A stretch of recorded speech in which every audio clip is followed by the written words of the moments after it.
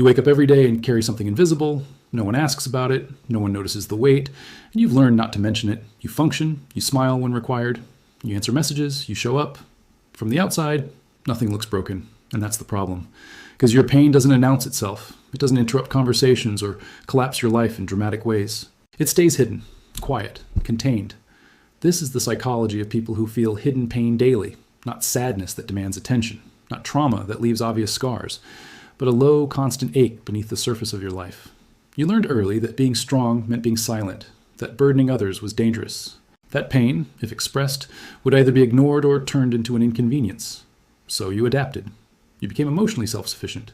You stopped expecting relief. You learned how to endure. Here's the paradox that defines your life now. What once protected you from disappointment is now the reason you feel so alone inside. Your pain survived by staying hidden. But so did your need for connection. Hidden pain is not imaginary. It is neurologically patterned. One of the earliest roots is emotional neglect, not the presence of harm, but the absence of response. When emotions are not mirrored or validated, the nervous system learns that expression leads nowhere, so it adapts by internalizing everything.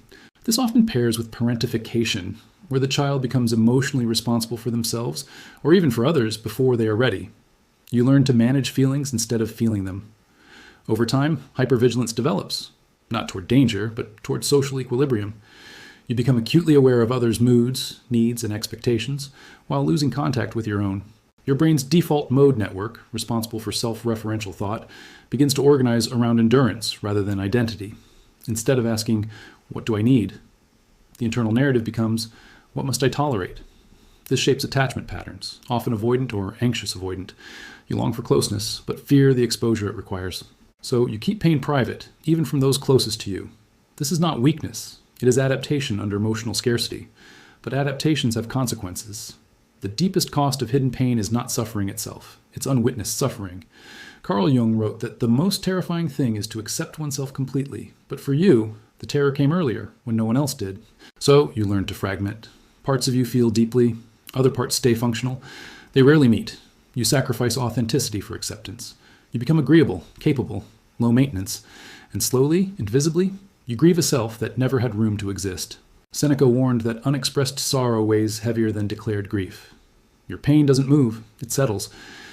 Rilke spoke of living the questions, but you were never given space to ask them.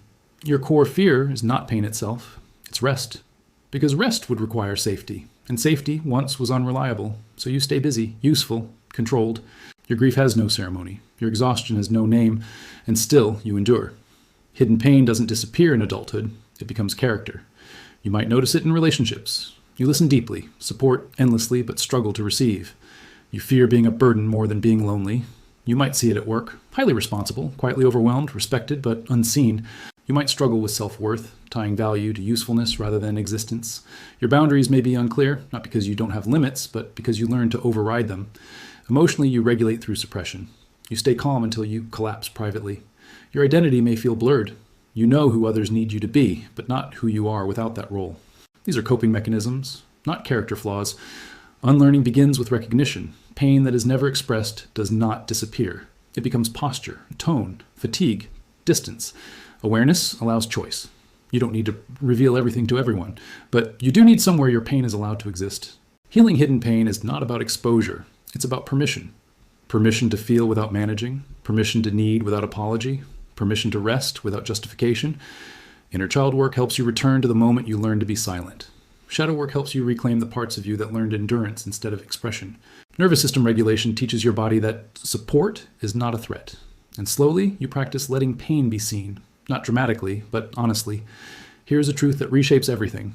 Pain that is shared does not weaken you. It reminds you that you exist. You were never meant to carry everything alone. You just learned how to.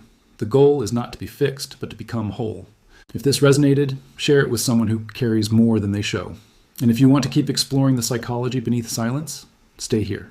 Subscribe. Some pain survives by staying hidden. Healing begins when it's finally allowed to breathe.